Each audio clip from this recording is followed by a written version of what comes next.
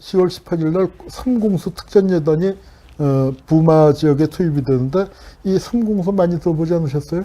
광주에 투입되는 부대입니다. 광주에 투입되는 부대고 공수부대와 해병대가 또 투입이 됐고요. 공수부대가 투입된다면 어떻게 됐을까요? 시위 금방 진압됐습니다. 근데 이제 공수부대 투입되고 공수부대가 2시간 작전을 폈다고 하는데 한 10분, 15분 만에 진압이 되고 나머지는 공수부대의 일방적인 만행이었죠. 지나가는 시민들을 아주 패고 겁을 주고. 좀 뭐랄까요. 이제 이게 부산하고 그러니까 부마하고 광주하고의 차이인데, 그 뒷부분에 광주 설명할 때 다시 말씀을 드리겠습니다. 공수부대가 이제 이렇게, 도심, 또 탱크가 이제 왔다 갔다 하니까 시민들 겁을 먹고 시민들이 좀 눈치를 보는 거죠. 관망을 했다고나 할까요? 그리고 다른 지역은 어떻게 되나. 일단 그 계엄령 위수령이 선포되고 군이 출동하면서 상황은 일단은 조금 소강 상태에 들어갔습니다. 소강 상태에 들어갔고 이제 도시는 이게 평온이라고 할 수는 없지만 이런 상황이에요. 자, 그러면 일단 이렇게 더 이상의 시위가 확대되는 것은 일단은 막아놓고서 그 다음에 박정희 정권에서 어떤 짓을 했을까요?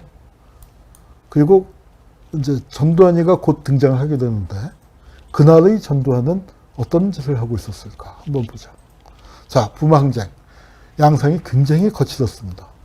제가 쓴 글 제목을 따왔는데 똘마니들 역사의 주인이 됐다 했는데 그때 그럼 이게 어떻게 된 거냐? 박정희가 이렇게 얘기하는 거야. 부산은 때문에 야 선량한 시민이 아니라 식당보이나 똘마니들이 많지 않았냐? 그리고 이제 20세 전후에 불량 성행자 대학생들이 대학생을 가장해서 합사했는데 누구냐면 댐이지 식당 종업원 공원 구두타기. 그래서 이런 게 참여한 게 데모의 특이 양상이다. 야간이 되면서 시위되는 도시 눈펜, 접객업소 노동자, 식당 보이나 웨이터들이죠. 그리고 영세상인, 반실업 상태 자유노동자, 무직자, 구두딱지, 식당 종업원, 상점 종업원, 고교생 등 도시 하층민이 중심이 되어 시위를 주도했다.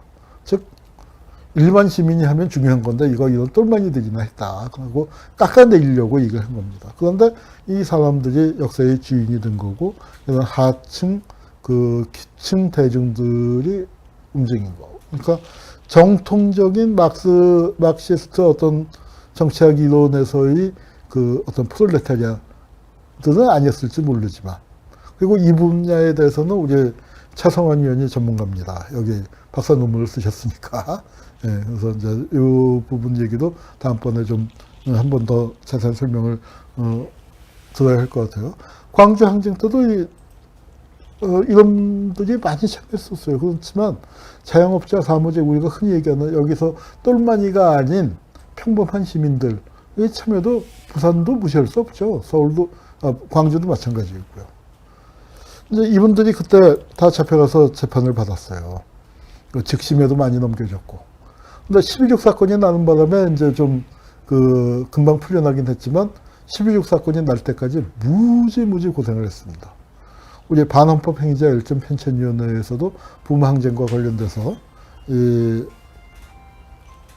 사람들의 이야기를 이제 많이 조사를 하고 있습니다. 과연 어떤 사람들이 악행을 저질렀는가. 거기서 이 2명을 골랐습니다. 사실은 부마항쟁으로 저희가 5명을 꼽았어요. 하나는 박정희. 그 다음에 이제 조금 이따 설명하겠지만 차지철. 그 다음에 이 2명이 누구냐면은 하나는 보안사 쪽의 권정달. 권정달 하면은 5공화국 초기에 민정당 사무총장으로 나는 새도 떨어뜨렸다는 그 보안사의 핵심 바로 그 권정달입니다.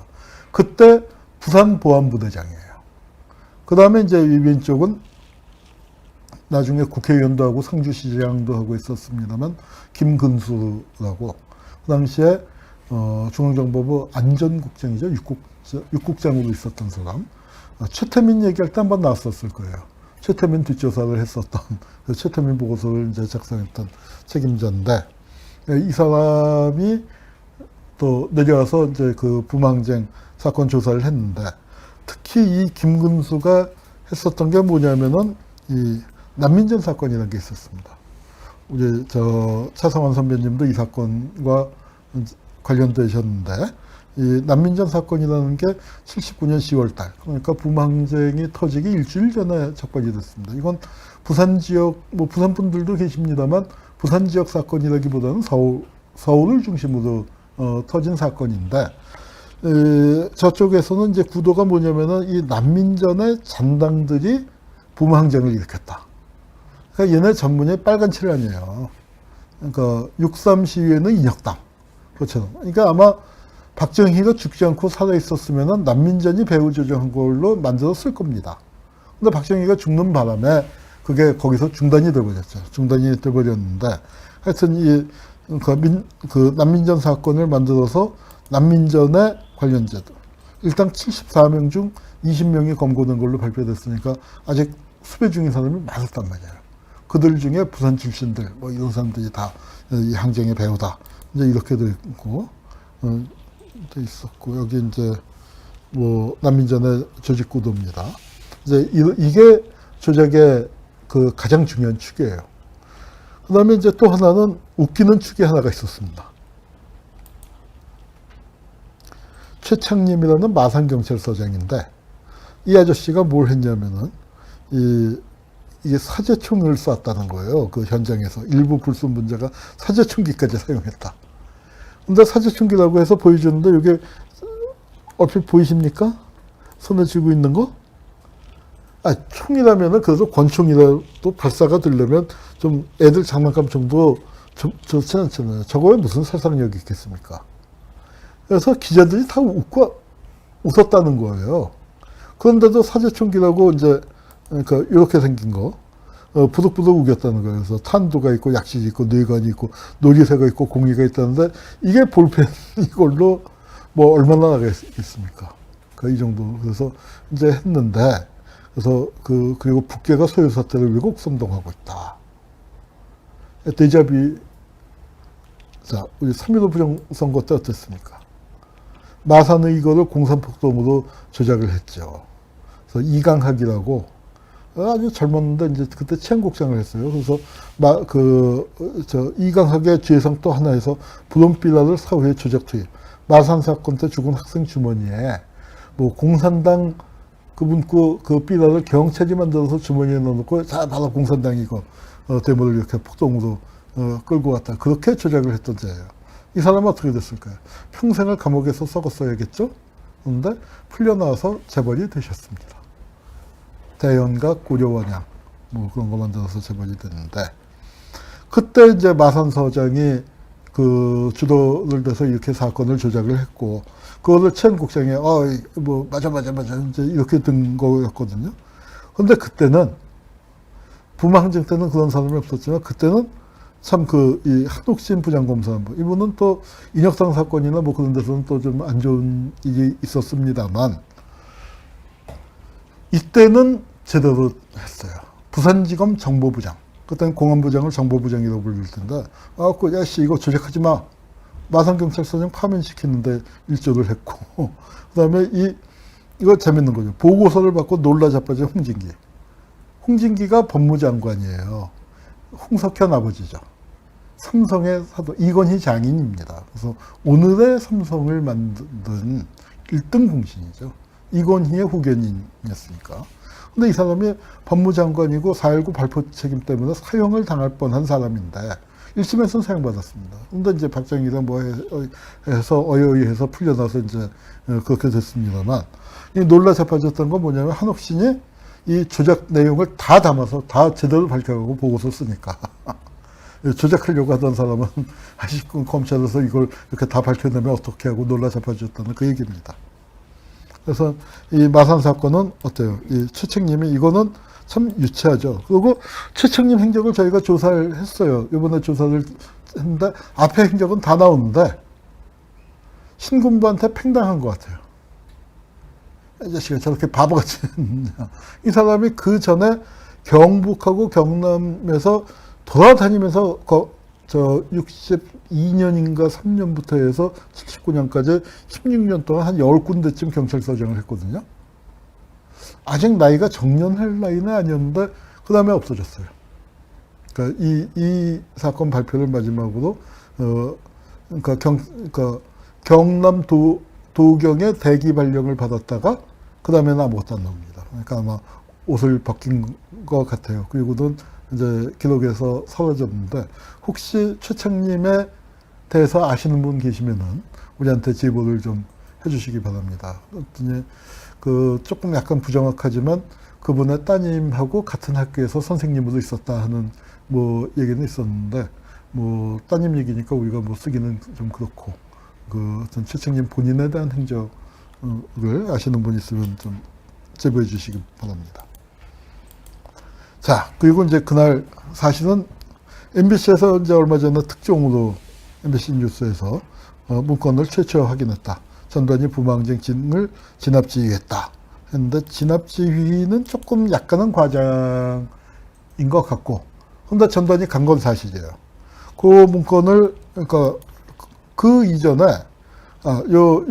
이렇게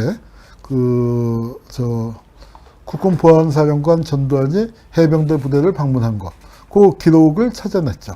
그래서 이제 이 기록은 처음 나왔지만 권정달 회고록에 보면은 전두환이가 왔었다 하는 얘기를 써놨어요. 그래서 이제 온 거 자체가 이제 아주 처음 밝혀진 거는 아닌데, 그러니까 이제 와서 무엇을 했느냐, 전두환과 김재규의 운명이 갈리는 대목입니다. 전두환은 조금 이따가 이제 말씀을 드리겠습니다만, 이 상황, 그거를 이제 군수사령부 사이에도 이제 기록이, 전두환이가 왔다 갔다 하는 게 이제 기록이 되어 있죠. 그러면서 거기서 뭘 했냐면, 기념사령관 중장도 있고, 또 이제 지휘체계에 있는데, 보안사령관은 이 지휘 개선에 빠져 있는 사람이죠. 대통령의 참모니까. 그런데 여기 가서 시위 이렇게 진압해야 돼 하고 이제 강력하게 초기 데모 진압 작전이 가장 중요하다. 데모자에게 강력한 수단을 사용해서 군의 위세를 과시하다. 이 얘기가 어때요? 광주에서 듣게 되죠. 이 얘기가 전두환 권정달 일파를 거쳐서 어떻게 계기되는지는 조금 더 이따가 말씀드리기로 하고요. 대신 이날 왔었던 게 보안사령관 전두환만 온 건 아닙니다. 중앙정보부장 김재규가 왔었어요. 그래서 이게 이제 정말로 부마항쟁과 12.6 사건이라는 걸로 연결이 되는데, 많은 분들이 이제 특히 부산에 계신 분들이 이런 말씀을 하세요. 저거 굉장히 중요한 사건인데 광주에 묻혀 있다. 광주항쟁은 누구나 광주항쟁을 얘기하는데, 부마항쟁은 이거 굉장히 중요한 사건인데 묻혀 있다는데, 저는 부마항쟁이 아주 중요한 사건이라는데 100% 동의합니다. 그런데 묻혀 있다고 생각하지는 않아요. 왜냐하면 단계가 다른 겁니다. 부마항쟁은요, 기대 이상의 성과를 거둔 거예요. 유신 헌법만 철폐해도 되는데 박정희가 죽어버렸잖아요. 부마항쟁 때 박정희를 죽여다 보는 없었단 말이에요. 대중들이 상상했었던 이상이에요. 우리가 이게 또 이루어지려면 그래요. 4.19 때도 부정선거 다시 하라지. 이승만 물러가라는 4월 25일 6일에 나온 얘기예요. 이승만 물러가라 얘기는 앞에 간간히 있긴 있었지만 시군중이 호응을 안 했었어요. 그런데 이승만 물러가다가 전면화된 건 4월 25일쯤부터 단 말이에요. 부마항쟁 때도 유신헌법 철폐하다 유신철폐 독재타도 박정희가 물러나는 거를 바라고 있었지만 박정희 죽어라 아까 얘기는 없었거든요. 박정희가 죽어버렸단 말이에요. 기대 이상의 성과가 거둬졌습니다. 그 다음에 새 국면이 벌어졌는데 부마항쟁은 기대 이상의 승리를 거둔 거고, 그 다음에 그 승리를 마무리하는 새로운 단계에서 우리가 패배한 거죠. 거기서 패배가 장엄한 패배예요. 광주에서. 부마항쟁은 기대 이상의 놀라운 승리를 거둔 거고, 그러다 보니까 승리의 기억은, 그리고 그 승리의 기록이 오래가지를 못했잖아요. 짧다 보니까 처절한 광주에 묻힌 것이지 부마항쟁이 덜 중요해서 그런 건 아니라고 생각을 합니다.